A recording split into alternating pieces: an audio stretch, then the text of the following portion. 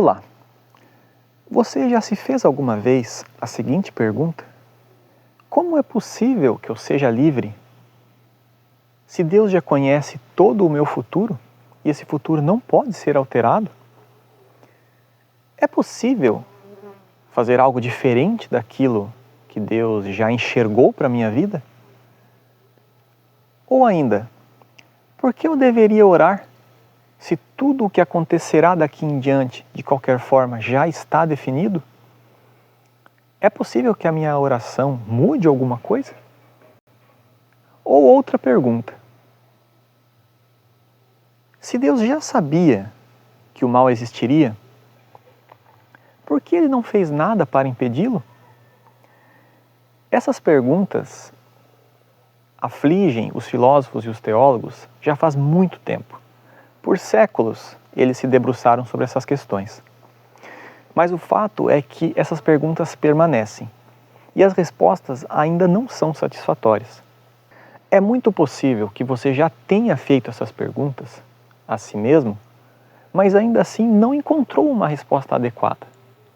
É possível que essas indagações ainda permaneçam na sua mente. Se você procura uma resposta diferente daquela que já foi dada, você deveria assistir esse vídeo até o final. A teologia tradicional busca oferecer algumas respostas para essas perguntas. Quer você seja católico, evangélico ou protestante, é possível que você já tenha escutado alguém te falar que Deus é atemporal, ou ainda que Deus habita no eterno agora, ou, de uma outra forma, que Deus conhece o passado, o presente e o futuro como se fossem a mesma coisa. É muito provável que você já tenha escutado algo desse tipo se você frequenta qualquer igreja. A ideia como um todo é a de que Deus habita fora do tempo, portanto ele é atemporal e, portanto, ele enxerga toda a história como se fosse um único quadro pendurado na parede. Ele enxerga toda a história como se ela fosse estática. Deus não participa da história, ele apenas assiste a história de longe. Surge assim um paradoxo. Perceba, se Deus enxerga o futuro da mesma forma que enxerga o passado, o futuro já é certo. Nesse caso, é realmente possível escolher, por exemplo, se casar com uma pessoa diferente daquela que Deus já anteviu? Seria realmente possível dar nomes diferentes para os seus filhos, quando Deus já enxergou o nome para eles?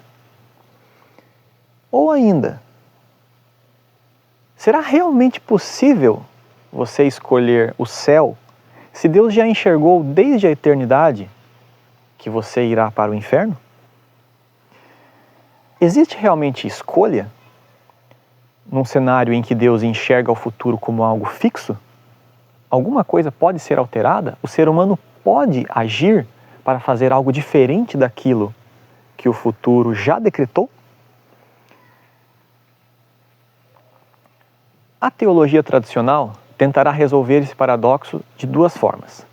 Primeiro, uma abordagem da teologia tradicional dirá que não existe nenhum paradoxo, porque de fato não existe liberdade humana. Deus, ele conhece o passado, o presente e o futuro como se fossem hoje, porque na verdade o ser humano não pode fazer nada a respeito. Tudo aquilo que acontece, acontece por vontade divina e não por vontade humana. Uma segunda abordagem dirá que o ser humano possui liberdade, mas dirá que Deus também é atemporal e também enxerga o passado, o presente e o futuro como se fossem tudo no presente. Essa segunda abordagem é particularmente problemática. Ela tenta compatibilizar duas ideias que não se conversam.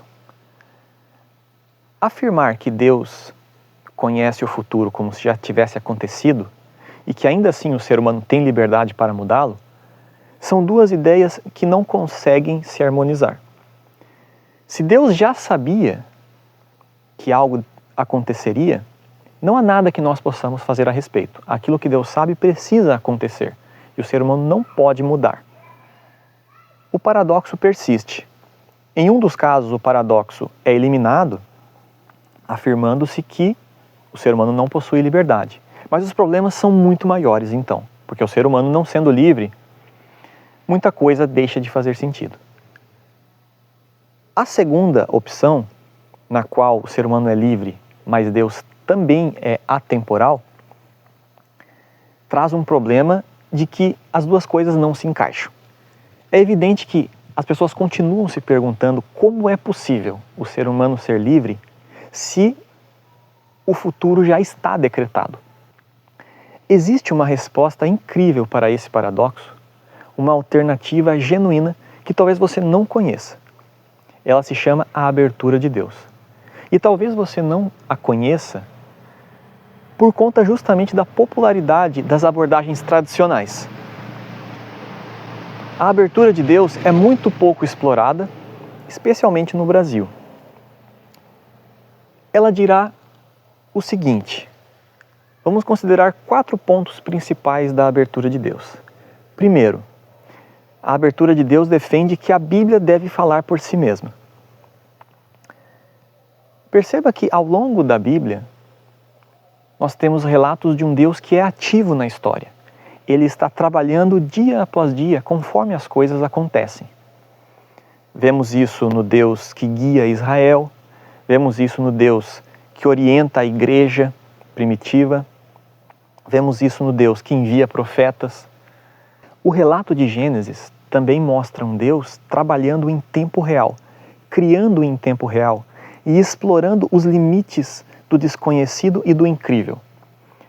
Em Gênesis 1, por exemplo, nós temos Deus criando coisas nunca antes imaginadas, se maravilhando com essas criações, dando nomes às criações, justamente porque são coisas extremamente genuínas, novas, coisas nunca antes imaginadas. Isso mostra um Deus que não está preso em termos de criação. Ele pode criar coisas novas em tempo real. Ele pode escolher o futuro. Ele pode criar o seu próprio futuro. A Bíblia revela também, de uma forma impressionante, que Deus concede liberdade genuína para as suas criaturas. Elas podem escolher caminhos diferentes daqueles que Deus desejou. As principais lições da Bíblia dizem respeito às consequências de escolher um caminho diferente daquele que Deus gostaria que o ser humano tivesse trilhado. A Bíblia também é repleta de profecias condicionais. São profecias que acontecem apenas se determinada circunstância se verificar. Um caso clássico é o de Jonas. Deus pede a Jonas que vá até Nínive e diga aos habitantes daquela cidade que aquela cidade será destruída.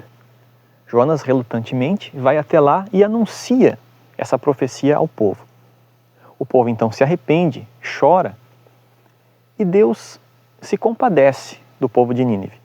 O que acontece então é que a cidade não é destruída. Observem que, de fato, se o povo de Nínive não tivesse se arrependido, ele teria sido destruído. O futuro é decidido também pelos seres humanos, não apenas por Deus. Nós temos também na Bíblia relatos de orações que são respondidas. Por exemplo, lembre-se do rei Ezequias. Deus diz a ele que ele tem pouco tempo de vida. Ele morreria muito em breve. O rei Ezequias se lamenta desse fato. E Deus observa o lamento de Ezequias e diz então a ele que ele terá mais 15 anos de vida. Veja que a reação de Ezequias e a resposta de Ezequias ao anúncio que Deus dá a ele muda o futuro. Deus de fato cumpriria o seu anúncio e Ezequias morreria em pouco tempo. A reação de Ezequias, as palavras que ele apresenta para Deus, a petição que ele faz para Deus, é levada em conta. E Deus então decide oferecer a ele mais 15 anos de vida. O futuro é criado em cooperação com o ser humano e Deus. Temos também a intercessão de Moisés no Monte Sinai. Deus já havia dito que tinha a intenção de substituir o povo de Israel por um outro povo. Deus não mente. Quando ele diz que essa é uma intenção, isso é sério. Moisés então intercede pelo povo de Israel. E Deus, levando em conta essa intercessão, preserva o povo de Israel como povo escolhido. E a história de Jesus aqui na Terra é especialmente elucidativa. Veja que quando Cristo vem à Terra, Ele não vem com a vitória garantida. A vitória foi conquistada aqui na Terra a duras penas. Jesus veio para ser submetido às tentações de Satanás, veio para sofrer como sofrem os seres humanos aqui, e conquistou a vitória momento após momento. O risco que Cristo correu na Terra foi real. Cristo se submeteu às tentações de Satanás, correndo o risco de cair. E então tudo poderia se arruinar. A vitória que Cristo conquistou, não apenas na cruz, mas ao longo de toda a sua vida, foi uma vitória genuína, real. As tentações com que Satanás assolou Cristo eram tentações que poderiam tê-lo levado à derrota. E a história humana se encerraria ali. Portanto, nós vemos Cristo criando um futuro que de outra forma não existiria se ele tivesse fracassado. Um segundo ponto importante da abertura de Deus, que tem relação com o primeiro ponto, é que, se a Bíblia é a nossa única regra de fé, filosofias externas à Bíblia precisam ser descartadas quando nós desejamos entender as Escrituras. O que eu quero dizer com isso? A ideia de atemporalidade, por exemplo, é uma ideia que vem da filosofia grega, especialmente de Platão. Ela foi colocada dentro do cristianismo por teólogos dos primeiros séculos. E hoje nós precisamos fazer um movimento contrário, de retirar das Escrituras estas influências que são intrusas. Um terceiro ponto importante é que tanto Deus quanto o ser humano são livres. O ser humano recebeu de Deus o livre-arbítrio e a liberdade para criar o seu próprio destino, para criar o seu próprio futuro. Deus também é livre, no sentido de que, se Deus enxergasse o futuro da mesma forma que enxerga o passado, por exemplo, ele não poderia fazer nada a respeito deste futuro. O futuro precisaria acontecer da mesma forma que ele o enxergou. Mas Deus não está preso a isso que ele enxerga. Se Deus hoje decidir criar, por exemplo, um novo animal, com características completamente diferentes daqueles que ele criou no passado, e se ele teve essa ideia nesse momento, ele pode modificar o futuro e criar este animal. Deus não está preso a um futuro que ele já enxergou. Deus pode modificar esse futuro. Hoje, se ele assim desejar, ele pode criar um futuro diferente, com base em novas perspectivas. Se Deus hoje enxerga o futuro, mas ele deseja criar um futuro com coisas completamente inéditas, com coisas completamente diferentes daquilo que ele mesmo já enxergou, ele possui essa liberdade. Um quarto ponto importante da abertura de Deus diz respeito à religião como prática. As questões práticas são importantes na abertura de Deus. Veja que, se Deus concede liberdade genuína para as criaturas, elas devem utilizar essa liberdade da melhor forma possível. Isso quer dizer que nós somos agentes reais e precisamos agir da melhor forma. Por exemplo, a nossa oração, ela é poderosa, a nossa oração ela é real. E nós vemos, pelo relato da Bíblia, que a nossa oração pode mudar o futuro. Deus pode reprogramar as suas decisões, levando em conta as nossas orações. Se partirmos também da ideia que o futuro é construído tanto pelo homem quanto por Deus, a cooperação entre o homem e Deus é algo importante. Se desejamos atingir aquele futuro que Deus tanto deseja para o universo, é evidente que existe também o aspecto humano. É evidente que o ser humano deve também trabalhar juntamente com Deus. E isso nos leva a uma outra questão. Perceba que, se nós possuímos uma liberdade real, as nossas ações evangelísticas também são importantes. Caberá a nós decidirmos se nós cumpriremos ou não a grande comissão que Cristo nos deu, de irmos a todas as nações para pregar o Evangelho.